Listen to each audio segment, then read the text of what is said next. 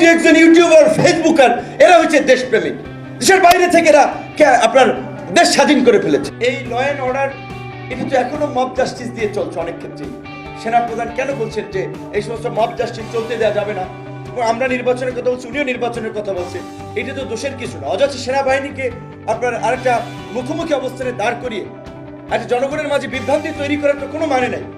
আজকে বিএনপির আমি জানি না আজকে আপনার এই বর্তমান তথ্য প্রযুক্তির এই যুগে সাইবার যুদ্ধ মোকাবেলা করার জন্য তাদের প্রস্তুতি কি? তাদের নেতাদের চরিত্র হনন করা হচ্ছে, যাকে তাকে রয়্যাল এজেন্ট বানিয়ে দিচ্ছে, ষড়যন্ত্রকারী বানিয়ে দিচ্ছে। আর এই যে একজন ইউটিউবার ফেসবুকার এরা হচ্ছে দেশপ্রেমিক, দেশের বাইরে থেকে এরা আপনার দেশ স্বাধীন করে ফেলেছে, সিনিয়র নেতাদের চরিত্র হনন করছে। এইগুলো নিয়ে আমি জানি আপনাদের এগুলো কনফিউজ করে কিনা।